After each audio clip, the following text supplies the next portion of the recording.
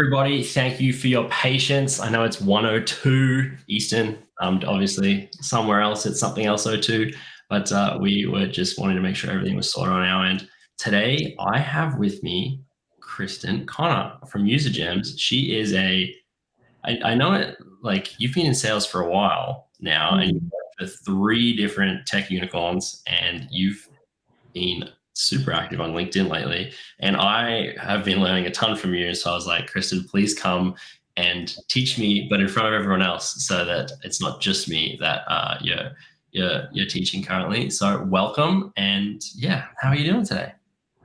Good. Thanks so much for inviting me. The topic is super interesting in that there's really no manual for how to do enterprise sales, and there's a lot more now on LinkedIn than there used to be. When I first started, there really just the enterprise sellers that were doing well just kept their heads down and did it well. And so I just had to be very persistent with the enterprise sellers on our teams that were doing well. And so many people spent time with me. So I like to be able to pay it forward. Absolutely. And so would love to first start off by clarifying, because as far as who this webinar, like who this call is for. And so for everyone watching, like this is for people who, whether you're in enterprise sales or not, if you are interested in making the jump, if you're in mid-market or SMB currently as an AE, and you're just realizing that your deals are getting longer and more difficult because the economic climate's not that great, I'm sure you'll get like me. Then I'm sure that like this is for you. Krysten is coming with like how to make the jump, how to get into those more complex, more like longer sales cycles. Would love to start, because the one thing I've learned from working in software sales is that enterprise means different things to everyone. Could you give me your definition of like what enterprise sales is, just so everyone's on the same page? I think you nailed it, which is that it depends on the organization, right? So I've had different organizations base it three different ways at least. The first is like what the head count is of the organization, right? So how many employees do they have? Secondly, sometimes people base it on the revenue of the company, no matter how big they are, what kind of revenue are they generating? And then some companies will base it on the size of the deal, right? Like you may technically be for it to be an enterprise deal, right? For it to be an enterprise sale, you may typically work, $50,000 deals, but all of a sudden you have one that's worth 250. Like that's going to have some eyes on it, and that's going to be an enterprise cycle if that's 5x your typical deal size. Okay, absolutely. And so we're talking about those whales, those like super long sales cycles. Would love to, I know you really wanted to specifically talk about making the jump. So could you, like, when you made the jump, because I know you've been in sales for about 11 years now, you've been in enterprise for the past 5. So, when you made that jump, like what were some of the biggest potholes that you found, whether by by falling into it or by having someone else point it out to you along the way? Like what was some, like, I guess, yeah, we'll start there.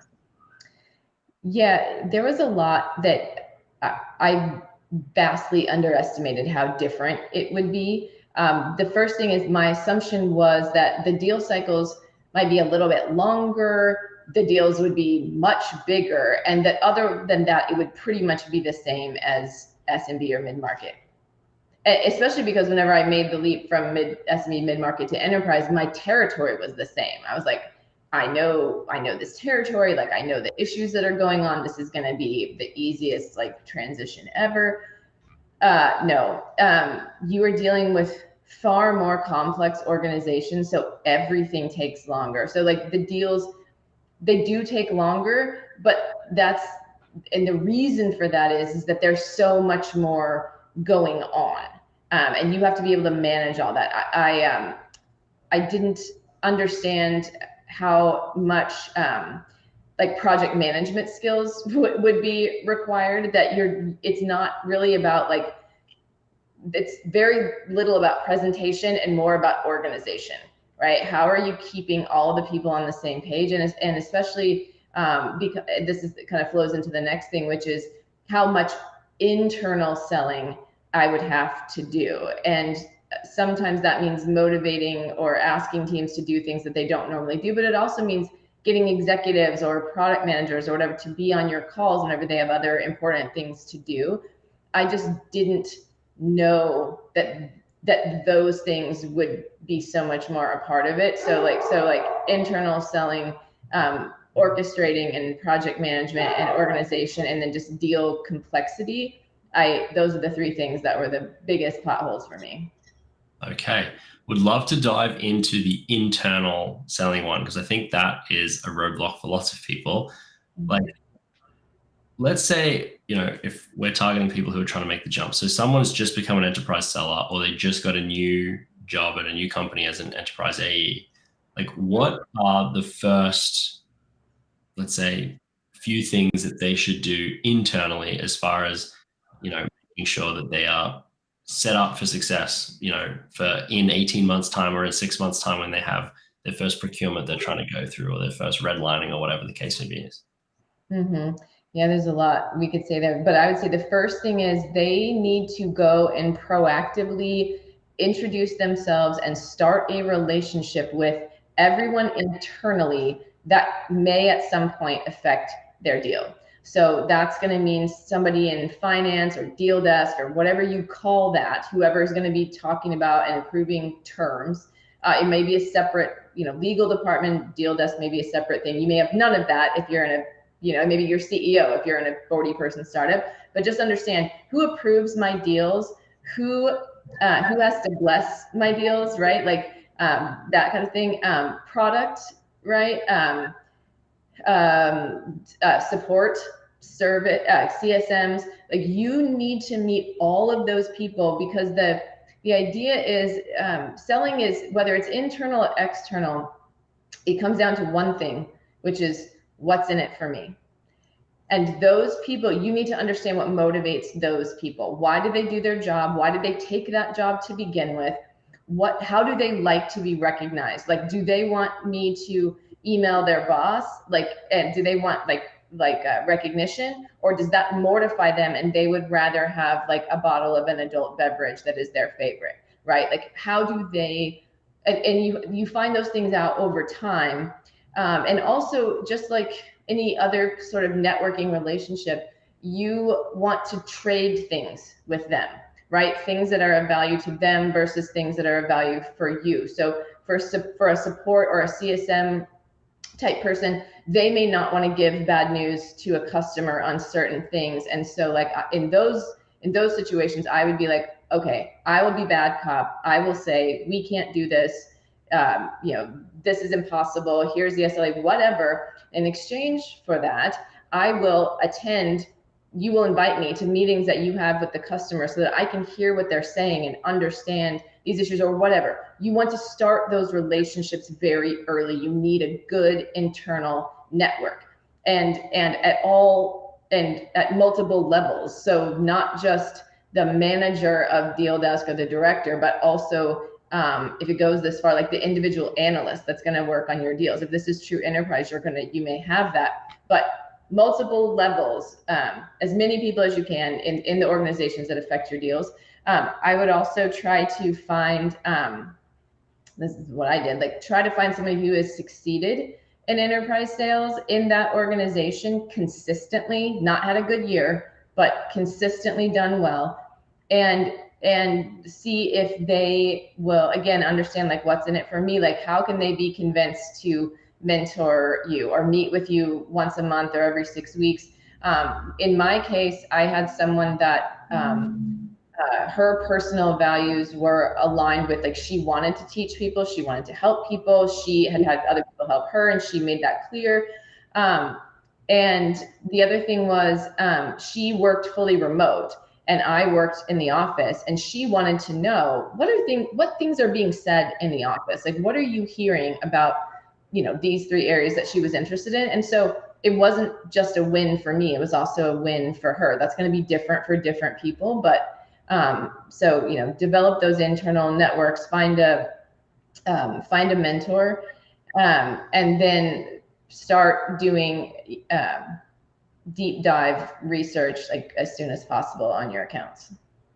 Okay, I think that's an excellent segue into doing deep dive research into your accounts, because I know that's something that is super that, like we mentioned offline, like is very important of like nailing that. So I would love to hear that from you. Like, if you had to start at User Gems again today, like what would you be doing as far as account wise right now? Do you mean research, or do you mean like territory management, like segmenting accounts? Ooh, both. I'll let you pick which one you take first. Yeah. So probably it's best to talk about like going to deep dive research, because how you segment accounts is going to be more particular to the organization and like whatever your ideal client profile is. So if you're working true enterprise accounts, most of those are going to be publicly traded. And so you want to look at their 10K. A 10K is very simply an annual report. It's the company that at the end of the year, they're publicly traded. They report to their shareholders, investors. Here's how we did. Here's how we performed against what we said we're going to do. And here's our goals for next year. They lay out for you everything they want to do. They tell you how they make money. They tell you what the risks that they see to the business. And these are huge documents. You have to know how to get what you need quickly, but you need to look at those. The analyst calls. So like, you are likely not an expert in this area, in this industry, but even if you are, the analyst calls are very helpful, because these analysts, like that's all they do is focus on these accounts. And so they know what questions to ask. And so when you listen to the analyst calls, you start to understand, here's what people are worried about with this account. So if you think about what a results call is for an organization, that's essentially their deal review, right? Like they have to defend all these different things, and they're giving, just like any good AE, they are giving like the sunniest, rosiest picture of what has just happened. And the analysts are their managers poking holes and being like, well, what about this? And what about that? And so if you listen, you can start to understand, here's what their investors are worried about. And so that's what's keeping them up at night. As far as like personalities, I like to use, there's an app called Crystal Knows. You have to pay for it. I've paid for it for years because I use it for everything, including whenever I've interviewed at jobs. Every person I've ever interviewed with, I've looked at their personality profile like that. It's been very helpful. So that's kind of the first layer. Second layer is things like researching if their executives give interviews. Some execs, depending on the size of the company, are on TV. Sometimes they're on podcasts. Sometimes they're on YouTube. Sometimes their annual presentations, are videotaped for a number of reasons.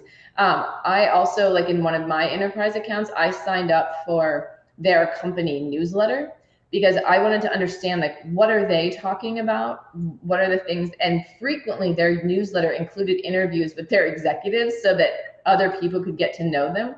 And that was just like a free sit down with those executives.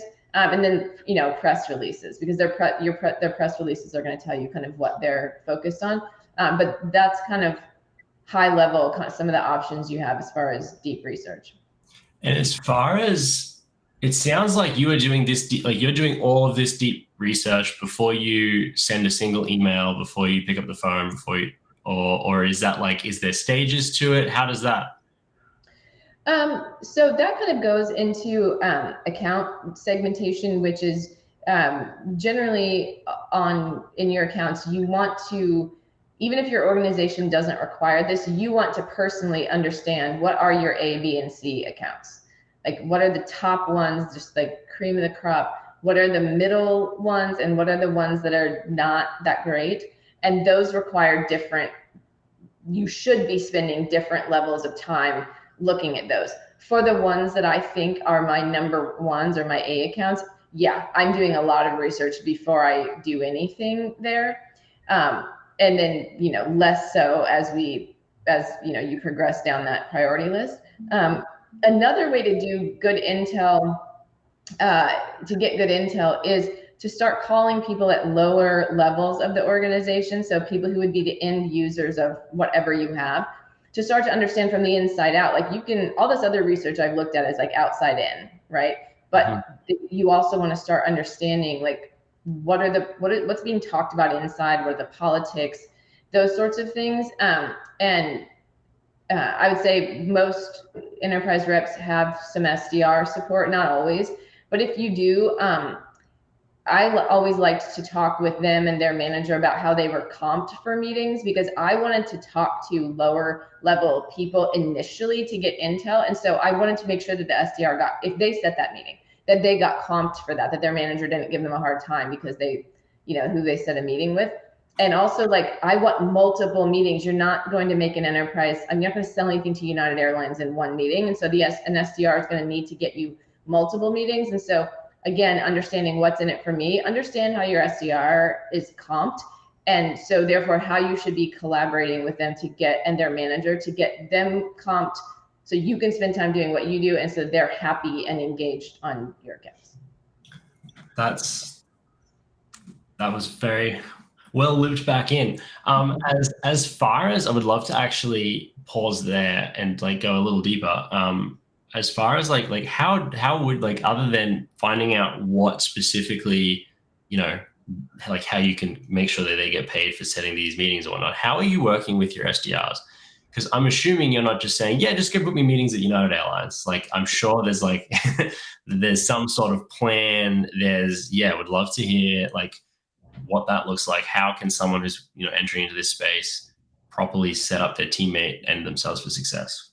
Mm-hmm. So for your A accounts, many times you'll be required, even if you're not required, you should have a shared document that's an account plan. That should be at minimum, what the name of the organization, their website, how they make money, who the top executives are that you think that you want to speak with, and then what comes next in the organization and who is responsible for it. And then as you go on throughout the year, what I would do is start to fill in. So generally in that sort of teaming relationship, the AE should be doing the deep dive, and they should be setting the overall messaging and strategy, because they're the ones who's doing deep dives into that 10K. And so they should be identifying for the SDR, okay, in their 10K, here are the 3 things they're going after this year. Here's the 3 like major problems that they are facing or their industry's facing. So you're priming them, you're setting them up for success, and then they are experts at being on the phone, right? And generating that into a meeting. You should be looking at their cadences to see what's working, what's not working. If they're sending a bunch of emails and nothing's happening, do we need to do a voicemail? Do we need to do a LinkedIn message? Things like that. So the AE should be directing the strategy. And then the SDR should also be filling the AE in on any intel that they learn on a phone call, in an email back. Even if it's a 2-line email, sometimes there's stuff in there that the AE would never know. Yeah, that we were focused on that earlier in the year, but now we've pivoted to this because now my CEO is obsessed with whatever. Like that channel should be a 2-way street. And there were on large accounts, I sometimes had a weekly cadence with the SDR around messaging and strategy. Okay.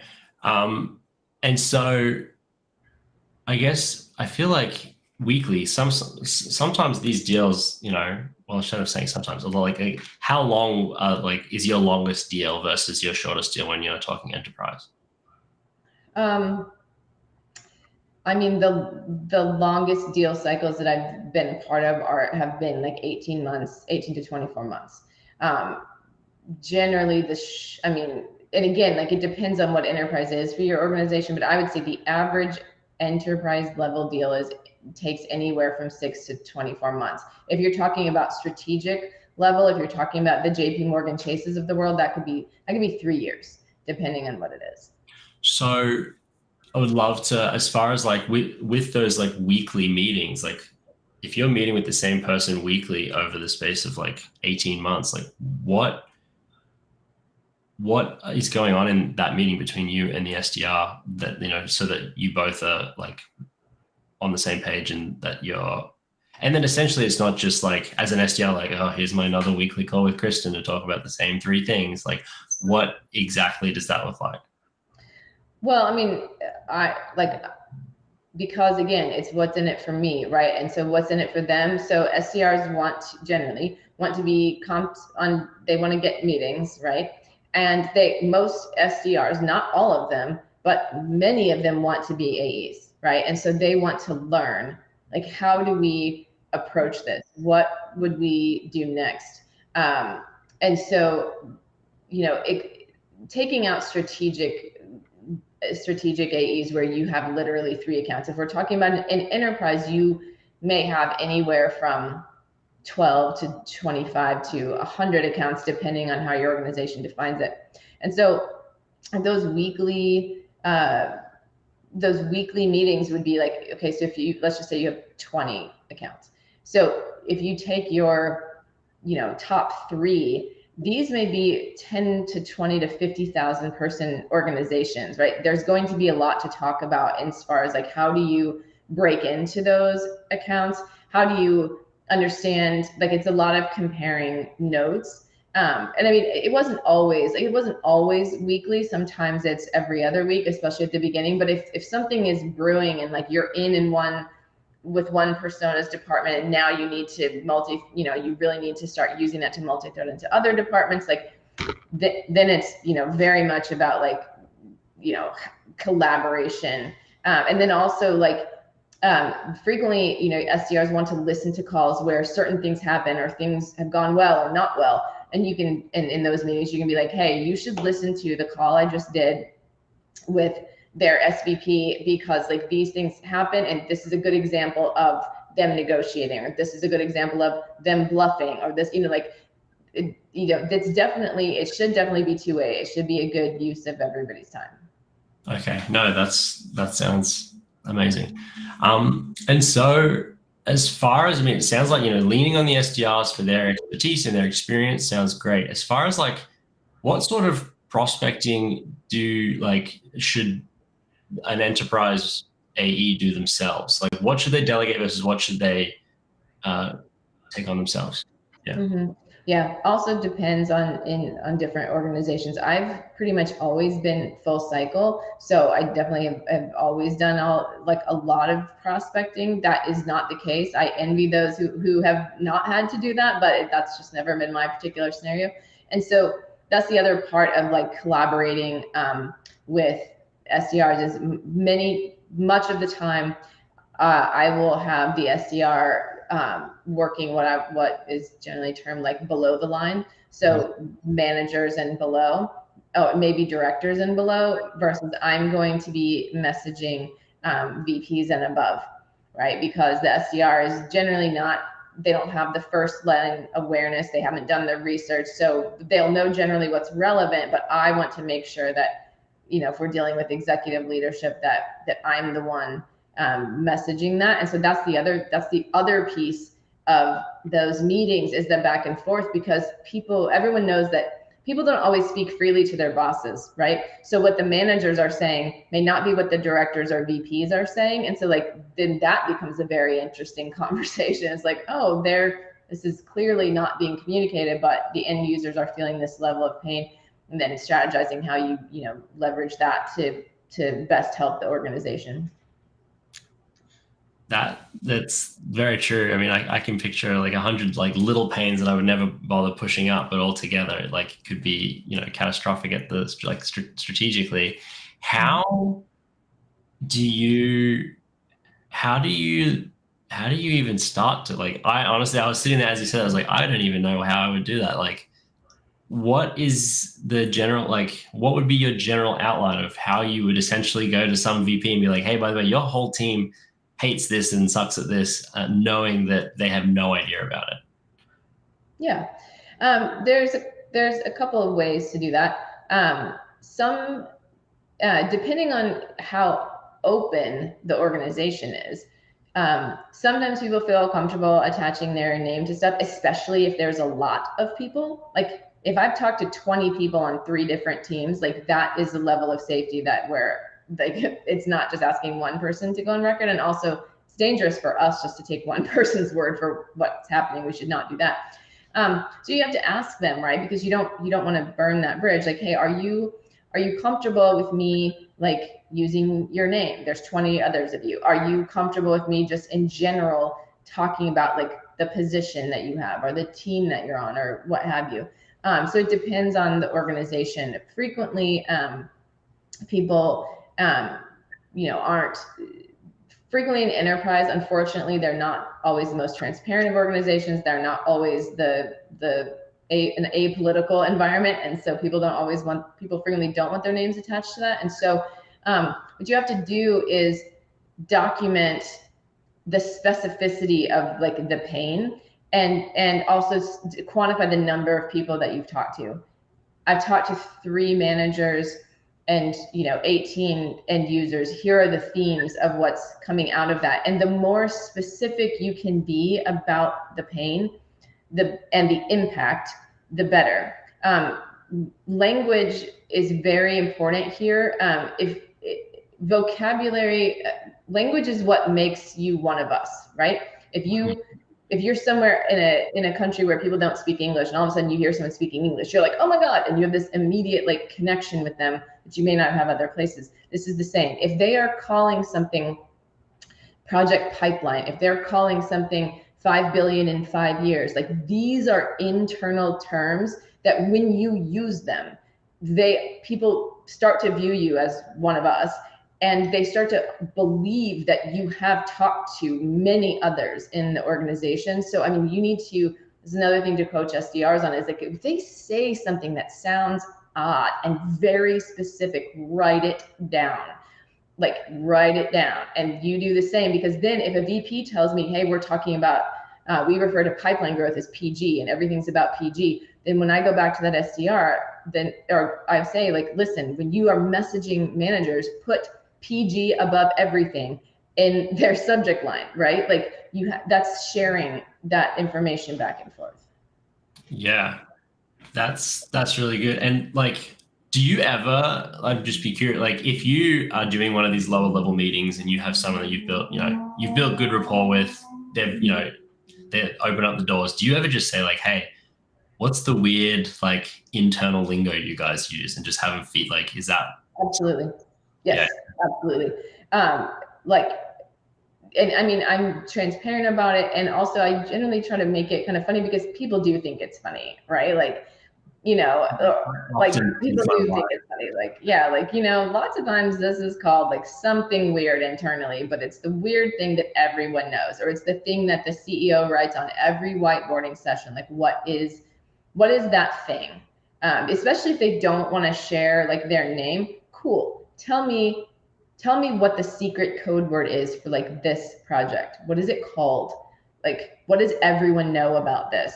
And that's if it's referred to by a specific name, or it's like a specific mantra, that's also a key that this could be a deal that has legs in it, because it's not just a problem for an end user, it is a priority if it has a name, right? And if it has a name and it's a project or an initiative, the best thing that you can be is part of the solution to that, where of something that they've already identified as a priority. And so like, not only is it important for you to repeat that phrase, it's also is a good it's a good indication of interest, right? Like they're already interested in this because they've already called it something. Yeah, absolutely. And so would love to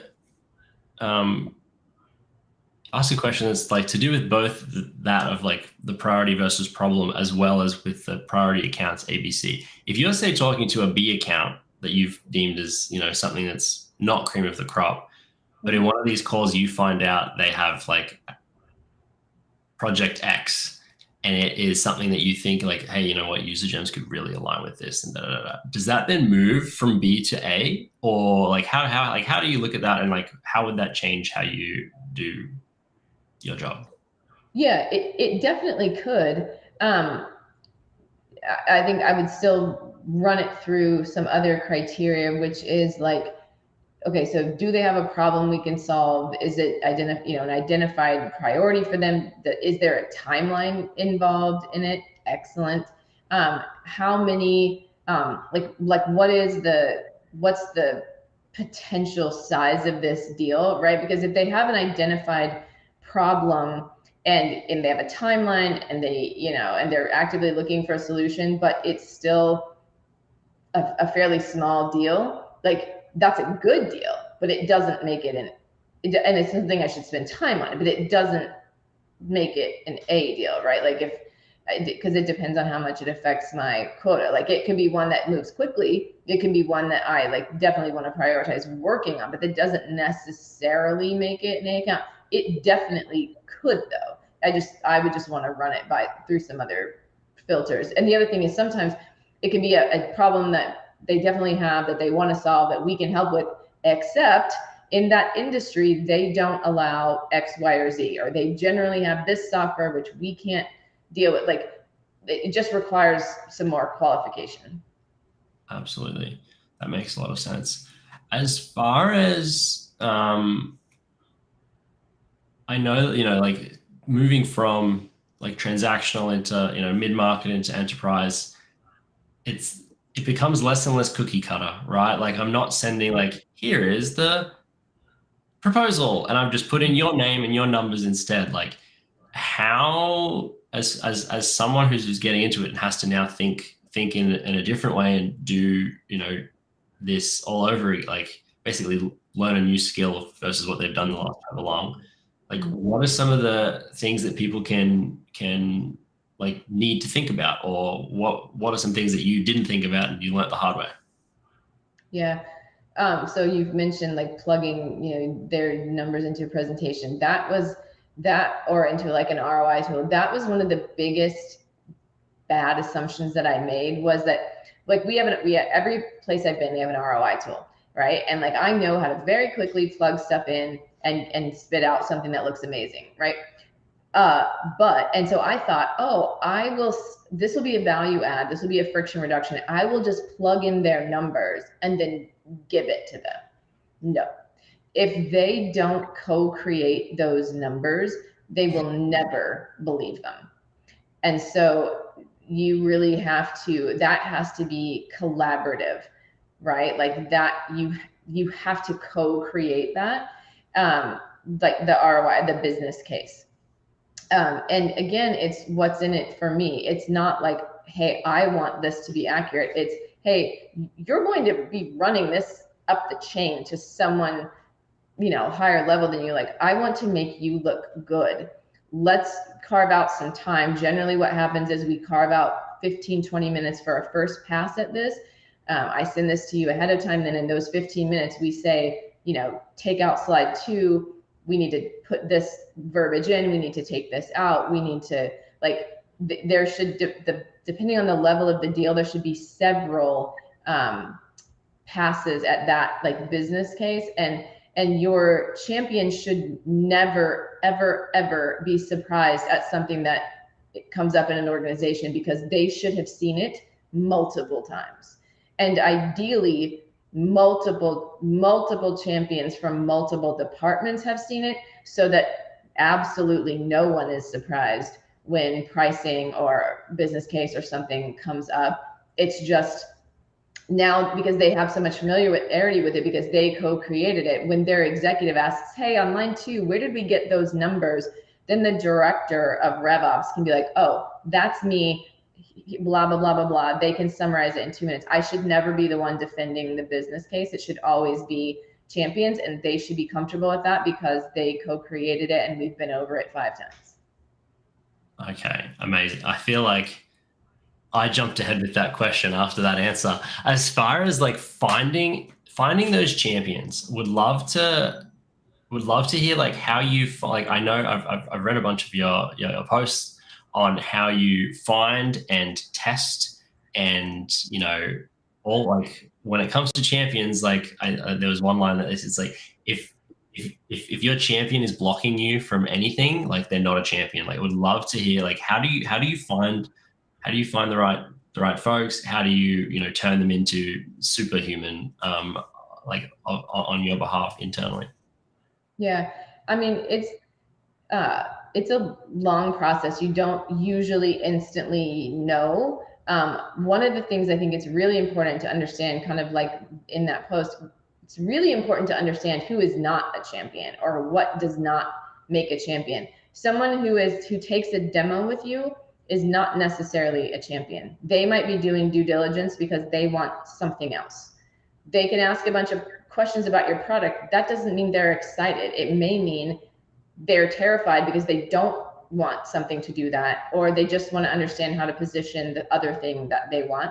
So someone who takes a demo with you does not make a champion. Someone with no power does not make a champion. That could be a coach, but a champion has power and or influence, and ideally both, right? Like and a champion is someone who will go to bat for your specific thing because it solves their problem the best. Like they will be doing internal selling when you are not in the room. If you don't have that, you don't have a champion. Like don't mistake someone who will take a meeting with you. Don't mistake someone who will help coordinate schedules with you, and round people up internally. That doesn't necessarily make them a champion. Like, and so then, like you mentioned, testing them, like that's how you figure out, will they stick their neck out a little bit, for you or with you. And so that is anything from like, helping put a business case together. Like if they put their name on that, that's them sticking their necks out a little bit, right? If they, will introduce you to their peers that make up your other personas that should be on your buying committee, like that's them sticking their neck out because they don't know you necessarily. And so now they're like introducing you. So there's a number, and it kind of gets deeper, just like any relationship, it gets deeper as you go along, right? Like they start giving you like inside intel, like, hey, who isn't going to like this, right? Like, generally, RevOps is hesitant because they're afraid of X, Y, or Z. Like, what do you think, will that be the same, on your team, or is this person, already excited, or what have you? Like, there's a bunch of ways to test that out. But yeah, I think we make assumptions sometimes that the first contact we have, or someone who has taken 2 or 3 demos with us, is a champion. And that is a way to get burned really quickly. Yes, I think I've been on the receiving end of that multiple times. Where I'm like, this is great. This is great. Like, this is definitely an opportunity. And then after 3 weeks of not hearing anything and not being responded, I'm like, I don't think that they were that interested, at least not for the reasons I thought they were. Mm-hmm. As far as like, one of the things that I found once I started getting into larger deals was like not knowing where, like, let's say, for example, tomorrow you get, and this to some companies would be enterprise, to some it would probably be mid-market, but like a company like Zoom, who has like 2,500 employees, sorry, that's not true. They have like 5,000 employees, like a very large, revenue team, something that would be a really, really, really big deal for, someone like Outreach or Salesforce or, whatever. Mm-hmm. You get an inbound demo from like the director of enablement. So, like, what do you do from that point? In the time, let's say it's in 2 weeks time, like what are you doing in between now and that demo? And what, and then what would be the goal at the end of that call with that person? Yeah. So I have a first call template that I use, that I have in like Excel and Google Sheets, that I cut and paste into Salesforce, that before any first call, I want to know several things. And like off the top of my head, it's like the size of the organization, how old the organization is. Generally, not always, but very often, the older an organization is, the slower their decision-making process. Tech companies that are not very old, that are scaling, make decisions very quickly. United Airlines with 20,000 employees, Verizon with 80,000 employees, they do not make decisions quickly because it's nearly impossible for them to make decisions quickly. And Verizon's been around like a very long time, right? So generally, a very quick gauge of how long or short this cycle may be is how old the organization is. Also, I went on LinkedIn, you can look at the average tenure in the organization. That's another good indicator. Lots of times, if the average tenure is under 2 or 3 years, that's what you'll find in tech companies. That means people get promoted very quickly, right? People are ambitious, things are measured, they are trying to do something. Their growth stage is high growth at the beginning, right? If you look at a company like Granger, their tenure is like 17 years. Like people go there and don't leave. Like it's like your dad or your grandpa that worked like 25 years at the same company, right? Like that's still the culture there. And so then you understand like this is going to be something that moves very slowly. So there's that. I also on LinkedIn, I want to know like, is their company headcount, like how much are they growing? And especially in the personas, like the departments that I care about, are they adding headcount? Are they losing headcount? Like what's happening? And you can get that picture very quickly by looking at LinkedIn and looking at the stats on the company page. I also want to know like the person that is going to be on the demo or, you know, from that on that first meeting, how long have they been there? And are they an outsider or an insider, right? Have they been there 2 months? Have they been there 20 years, right? Like, because somebody who is new coming in is more likely going to have an agenda of something that they want to change than someone who's been there 20 years. Now, that doesn't mean somebody who's been there 20 years could be there because they keep pushing them to innovate. Like it doesn't mean 100% anything. It just tells you something about the organization. And you can ask them different questions if they've been there 20 years, right? Like that's different. And so then, and I want to also in my notes, like I make a first hypothesis as to like what problem they're maybe trying to solve based on their industry. Generally, if they're, you know, true enterprise, looking at their 10K, just trying to understand like what they may be dealing with and looking at kind of their growth and those other things I mentioned. And then also looking at like the career trajectory of the person who's on that call. Are they from an outside place and they've moved around and moved up very quickly? Like that tells me they're pretty ambitious and they may have something in mind, versus if they've been in the same position for 10 years, like not so much. Disrupting the status quo probably isn't at the top of their priority list. Right. Or if they do it slowly, right? Because they know that you can only pull that organization just so quickly. So I just want to have I don't want to over prepare, but I want to have a good general feel for the organization before we talk.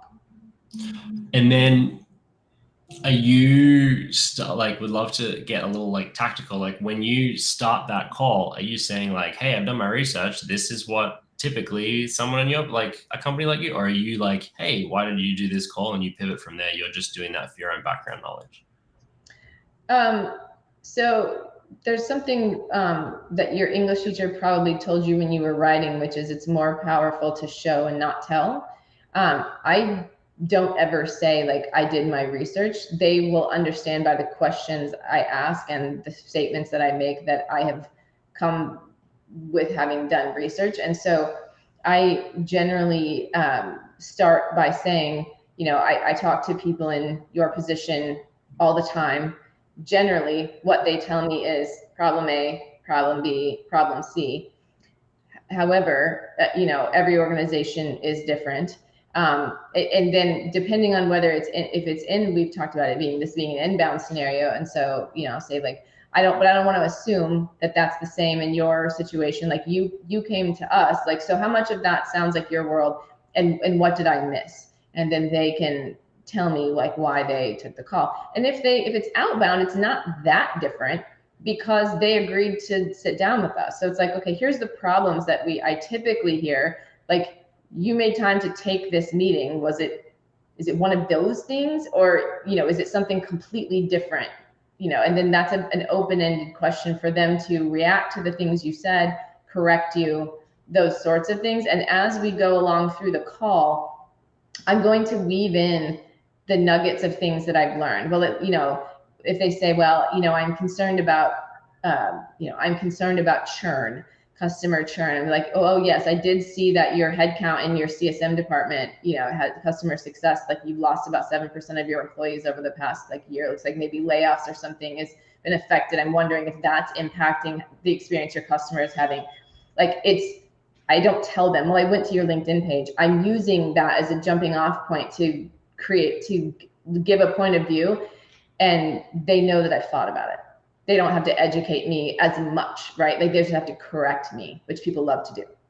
Yes, I'm sure getting corrected also gets amazing intel versus them just saying, yeah, if you get it a little bit wrong and they correct you, they'll go tenfold into what you ever could have learned on LinkedIn. Correct. As far Exhibit A, you just said correct versus correcting me and going into depth more. As far as you talked at the beginning about one of the big differences is being a project manager and project management. And I hear everyone who I look up to and I follow and I try to learn from talk about project management and those sorts of skills.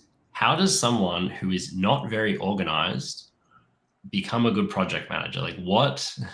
What are some of the things that they can do, tactics or anything like that? How does someone become a project manager essentially? Yeah. So, I mean, everybody has to find their own system. I can only tell you what worked for me. I don't trust my memory, and I do trust the data that says people forget a lot of things, right? So let's just talk about managing internal resources, because that's half of your job. That's half of what you're going to project manage, at least half. And so let's say on a demo, let's say you're doing a technical demo call, and your solution engineer promised a resource to their solution engineer, and your support team promised that, your director of support promised an SLA doc that they were interested in, and your executive said that they would do a call with the executive at a different time. Okay, I'm writing down these three things. I am never assuming that the people who promised those things wrote it down or will remember to do it. And I am keeping track of that either on a block cell of the account plan, or maybe on a separate tab of follow-ups that were promised. And then I am putting a reminder in, however I do it, whether it's a flagged email or something in my calendar or something in my sales enablement tasks. I'm doing something that reminds me, we owe them these three things. Where are they? Have we delivered that? Did we promise it by tomorrow? If we did, I need to be managing that tonight. Where is it? Because people are well-intentioned, right? But however it is, whatever system, whatever tool you use to remember things, you're going to have to use it for that. And you should never assume that other people have it. Now, I will say there were certain I work with many amazing solution consultants, and them in particular, once we reached a certain point in the relationship, I would be confident that if they promised it, they're going to get it out. But especially at the beginning, you should never assume. And also, even with that, I still wanted to just double check. I was always include me, carbon copy me on that email. That way I don't have to bug you for it. I can just check it off that it's done. But there were those that I wasn't as right on top of it, because I trusted that if they said they'll get it out, even if it's midnight their time. Unfortunately, they were doing that. We've all done. I think I was on a call at 5 a.m. this morning. As far as when you're saying in one of these calls where, obviously you're there on the account, but you have a solutions consultant, someone from CS, they have multiple people on their side. How are you staying in control of those calls? Because I know when I first started doing larger group calls, it was I'll say often, it was rare that they stayed on track. And the call would end and I'd be there was three things that I wanted, and after point half of the first one, it just went off in this tangent, and then like my director was talking to their director about this, and half the other people started checking their email and like tuned out. Like, Mhm. how are you project managing that? Whether it's live, whether it's like beforehand, would love to hear like what it is you sort of like what your attack plan is. Mhm. So my general philosophy is I want any meeting or any touch that, whether it's email or text or whatever, from me should be something that's valuable. Ideally, in a meeting, something that they would pay for. And I also want it to be an exercise in friction reduction. They should feel that dealing with me is one of the easiest things that they have to do. Part of that is that when we have a meeting, we accomplish what we are there to accomplish. And sometimes that means that I have to play bad cop, and sometimes that means I ideally ideally I have aligned with an executive on a prep call ahead of time that they are going to play bad cop. It just depends on who's the best person to do that, but someone is in charge of that. And so whenever their director and your director start going, off on a tangent, whoever is in charge, generally we are facilitating those meetings, so it's generally us, but so I'll just go from that angle. So what I would say is, Daniel and Alyssa, like, this is an important conversation. I'm writing it down because we do need to talk about it, absolutely. However, we want to make sure that everyone gets what they came from this meeting. And so what we've all agreed that we're trying to accomplish here is this, and this. And so I'll table that. I'll follow up with you, if that's okay. And generally people are not going to push back on that. And generally everyone on that call breathes a sigh of relief because they know that you're not going to have to redo this meeting, right? That you're actually doing what you came there to do. And of course, the other thing is, if we want to accomplish 3 things, like, is that realistic given who's on the call? But the other thing is kind of a simple thing, which is everyone on your side and their side should understand what we're here to accomplish. And so for big meetings, I would always have a prep call with the internal resources that are going to be on that call. And in the meeting invite for that prep call, I would tell them, generally, it looks like, what is the purpose of this meeting? What do we want to accomplish? What is the next step that we want to have in place at the end of this meeting? And many times, I don't know that anyone else ever does this, but many times I put the vibe, I put the feeling that I want them to have at the end of the meeting. I want them to feel confident at the end of this, that we can deliver this technical specification that we said that we could. I want them to feel safe knowing that we've dealt with 5 other enterprise clients in their space just like them. Therefore, we are going to run through these stories.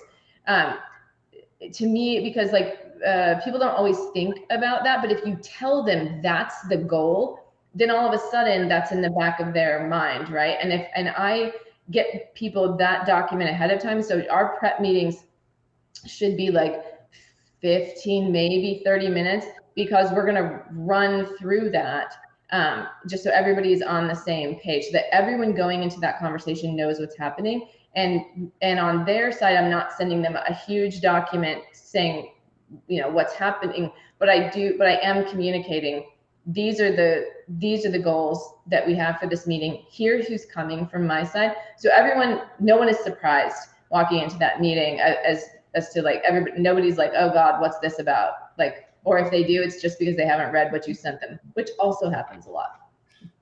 I was gonna ask, like, that also would probably, as long as everyone played nice and read the document, that would save you 17 minutes of let's go around the horn and tell everyone why we're here and what we're doing.